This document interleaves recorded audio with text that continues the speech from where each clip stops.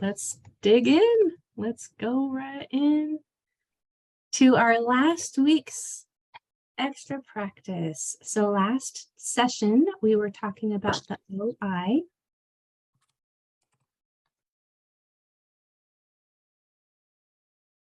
And OI says oi. It's a diphthong. The diphthong is your mouth, the sound of the sound changes sounds. I'm going to think of a way better way to describe that. From the beginning to the end of the sound, your mouth changes shape and the sound changes from the beginning to the end. So oi is actually two sounds inside one grapheme. Oi is the sound for OI. It's also going to be the sound for the OY grapheme that we will be working on today. So I'll say these words 2 times. Feel free to say them with me.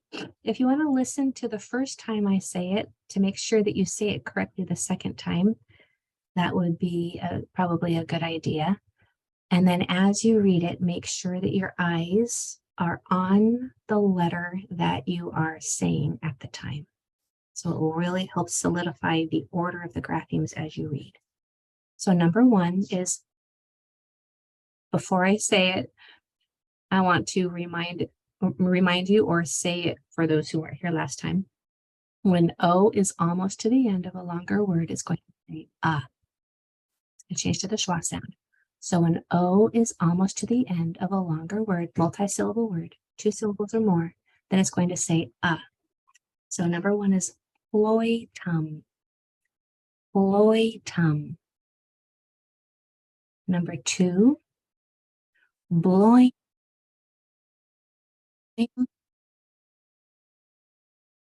Number 3, choisopum. Choisopum. 4, shatoibo. Shatoibo. 5, froimado. Froimado. O at the end always says O. Number 6, stoitado. Stoitado. Number 7, proinostum. Proinostum. Number 8, classointrope. Classointrope. 9, latoindrum. Latoindrum. These are hard. Don't worry if these are hard. They just are. And number 10, oimatro. Oimatro. Several of those I had to really concentrate on because there's 3 sounds of O in the words that we've learned so far. And it really took me, and I consider myself a self-proclaimed wordie. I love words, and it really took me some concentration and focus on several of those words. So if you are not a self-proclaimed wordie, give yourself a little grace if those were difficult, because they were for me and I created them. All right, let's go to today's lesson. So yay for today. OY is also going to say oi. OY is always going to come at the end of a word. If you hear this is for spelling. If you hear any word that ends with oi, you're going to spell it with an OY, as in boy, decoy. If you can think of any other real words that end with OY, go ahead and put them in the chat.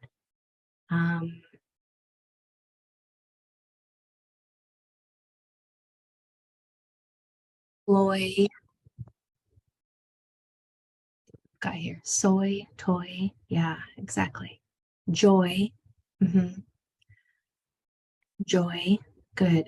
So yes, so when you're spelling and you come to a oi sound at the end of the word, you're always going to use an O. Y. If you hear oi in the beginning or the middle of the word, it's going to be an OI. So let's do our phonemic awareness warm-up, warming up our ears to hear all of the smallest sounds within each word. So how many sounds, put in the chat, in butterfly before you count? I want to set you up for success on this one, and this one has two places that could possibly cause some trouble.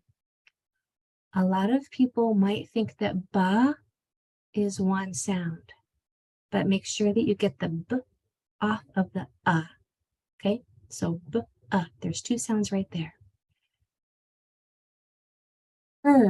Is going to be hard. Some people might think that is one sound, but get the t off the Okay, so now I'll let you go ahead and count how many sounds in butterfly. Put it in the chat when you think you know.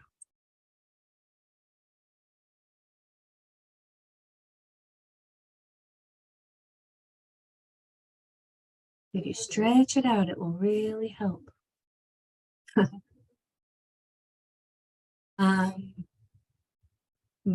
But it's hard to stretch out a B sound because it's very quick. Butterfly. Let's count. B, t, f, o, I. 7 sounds in butterfly. B, t, f, o, I. And if you can get in the habit of, did you hear how I put a solid break between each sound? When I teach my kids, I tell them that there has to be enough of a break, a breath break between each sound that you could sit down in it. You could imagine yourself sitting in the silent spaces between each sound. So instead of butterfly,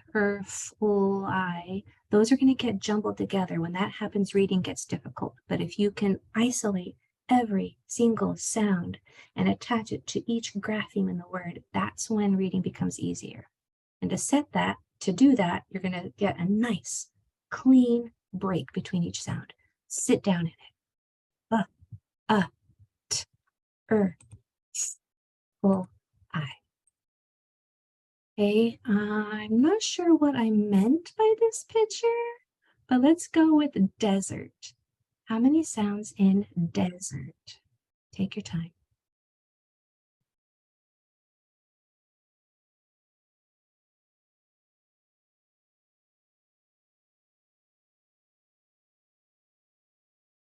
In the chat. Okay, desert has d, e, z, t. 5 sounds. That S is making its vibrating sound. S has 2 sounds, actually.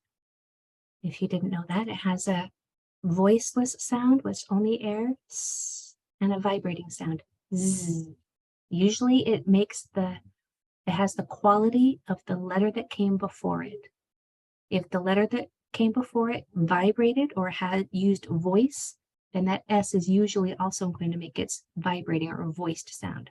So the in desert, you're using your vocal cords. If you can put the palm of your hand against your throat, you'll feel those vocal cords moving. You could feel your vocal cords moving. So the S is going to make its vocal sound, which is Z. That's why the S makes its voiced sound there. So there are 5 sounds: D, E, Z, T. And last one. Let's see how we did on that last one. On this last one, let's do sailboat. How many sounds in sailboat?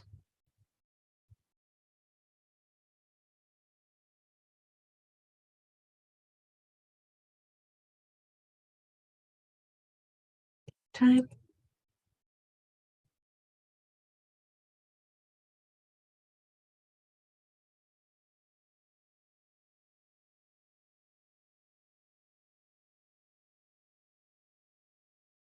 Getting a lot of sixes and a few sevens. So let's count.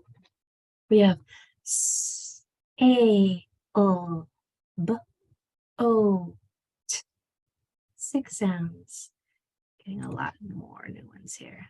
Let's do that again. S, A, O, B, O, T. A good way to, I wish this was easier, you guys. I know it's difficult, but that's why we do it. Reading can be difficult because of this skill. As a matter of fact, this skill right here, phonemic awareness, is the, according to research, the core and causal factor for reading difficulties. It's this weakness in phonemic awareness. So we're going to keep working on it until it gets a little easier. One way to make it easier is to pay attention to the way your mouth is shaped. So there are 6 shapes of my mouth in sailboat. There's S, A, O, B, O, T. So when you're doing it to yourself, pay attention to the changes that your mouth is making, and that will help you distinguish one sound from another. Down to today's rule, O-Y says oi. Same sound as O-I, but O-Y always comes at the end. I have a feeling you're going to like today's lesson. I know that last one was a little hard for probably at least a good half of you, but hopefully this time you'll feel a little more solid on the reading. Okay, so I'm going to mark my number 1. I'm going to mark my vowels, circle my vowels and my vowel team. I know that O-Y says oi. I'm going to put an O and an E here with a long sound over both of them, meaning the O is going to say O, the E is going to say E as the sound. Whenever you write a sound, it should be within these slanted lines right here. Like right here. You see how I did that up here? Can you see that? Slanted lines in writing means whatever is inside of it means that's the sound of it. So I should put in slanted lines right here, but I'm not going to, because we want to move a little quicker than that, but they're implied.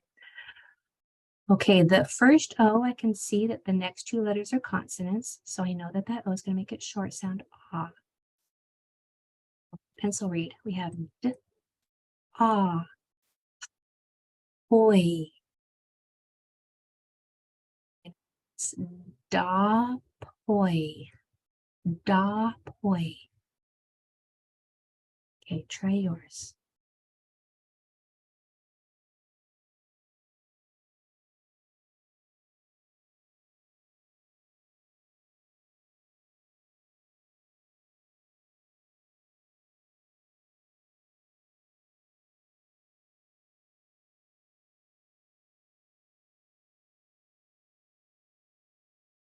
So when we pencil read this word, our T is voiceless, only air, and same with the F's, only air. They're not voiced like we were talking about before with the and the Z, only air, T and F.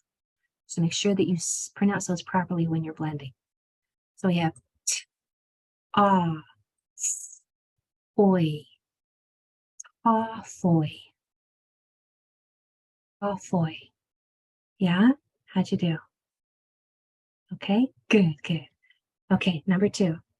I'm going to mark my vowels, circle my vowels. I mean, this one I know is going to say ah because the next 2 letters are consonants. Here I have my reading hack for the day. O-Y says oi. So when I pencil read this word, I see that there is an R here after a consonant. R's and L's after another consonant. It's called a 2 or 3 letter blend. Those are going to be the difficult words. So pay attention to the R's and the L's, especially if they're right after another consonant. So this is t, ah, n, d, oi. Trondoi. Trondoi. Okay, try yours.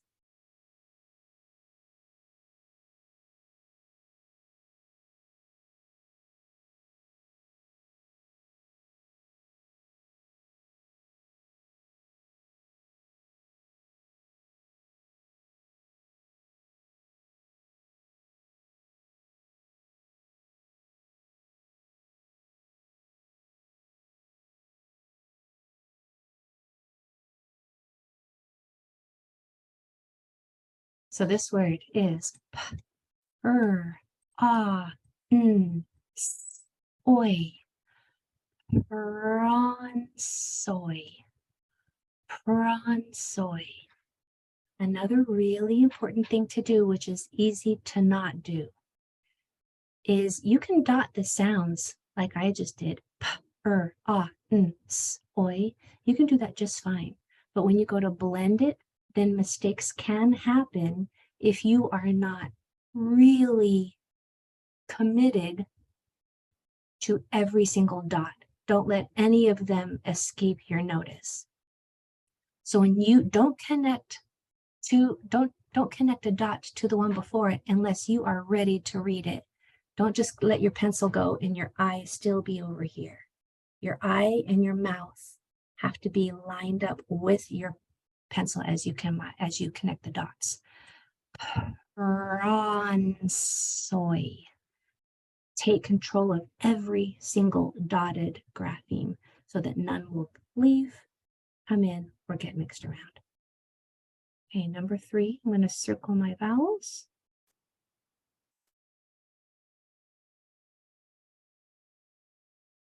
This O-Y says oi. This O, I'm going to tap 2. When I tap the next 2 letters, 1, 2, I see that there is another vowel 1 or 2 doors down. When that happens, the O says its name. O. When I pencil read, let me just say that one more time.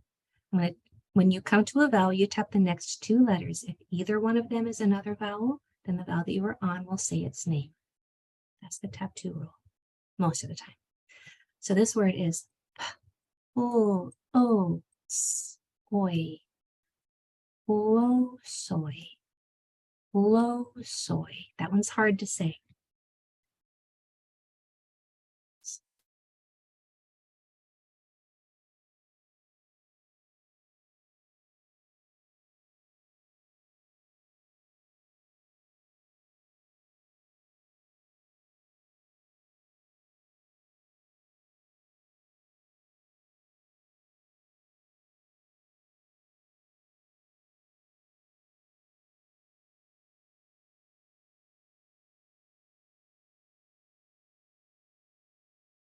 Yeah, okay, so we have a oi.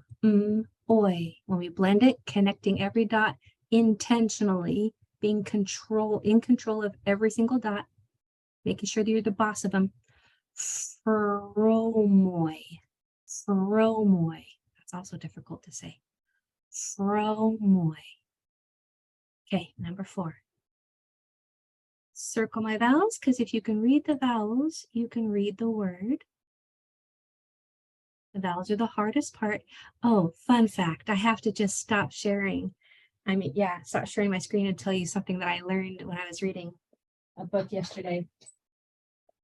You guys, I am reading so many books. This is just a few of the books that I'm reading, all about reading. These are books about reading. And I told you I was a wordy, did I not? I learned the funnest fact yesterday, for me anyway. I learned what a vowel is. I've been teaching reading for over 30 years, and I thought I knew what a vowel was, but apparently I did not. A vowel is a sound. Let me see if I can say it as well as the book did. A vowel is a sound that is unobstructed by your lips or your tongue. So your tongue does not touch anything and your lips do not touch anything. It's just an open sound that can be sung or shouted. So if you think of all the vowels, my tongue and my mouth, my lips are unobstructed by anything. They're just free. But if you say b, even the k, the top of my tongue is hitting the back of my throat, there's a stop. So vowels are open sounds, and all the consonants have a stop, either with a p or your tongue. So am I the only one that finds that interesting? I just thought that was, so cool, right? Yeah, I agree. But I kind of get a kick out of that stuff. Okay, back to here. We're doing number 4. And back. right. Now you know something that probably 99% of the population doesn't know. Take that to the dinner table tonight. Okay, so this O is going to say O because, nope, it's not. I thought there was another vowel 1 or 2 doors down, but there's not. There's 2 consonants there, so it's going to say ah. Here we have a vowel team that we just learned said oi. So when I pencil read this word, here is a digraph. 2 letters that make one sound gets 1 dot.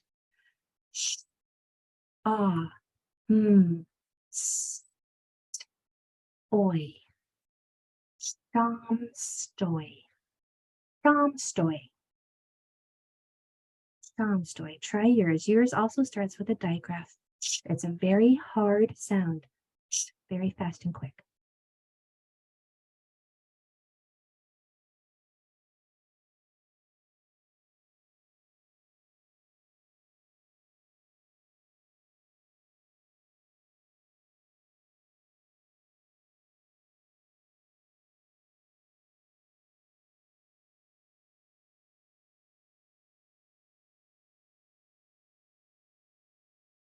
Okay, so when we read this word, we have a hard, make sure that's a very fast sound. Ch, ah, oi, chomproy, chomproy. Will you put in the chat how you did on these 4? How'd you do? Maxwell, I see that kind of smile. I'm excited to know how you did. My friend, let's look. We have a great, we have a good, we have a got them all. Thumbs up. Didn't do so good on number 4. I'm sure you're not alone. A little bit confusing. Took a few tries. Good. We have a good emoji. Yay, got them all. That's what I was happy. That's what I was hoping for.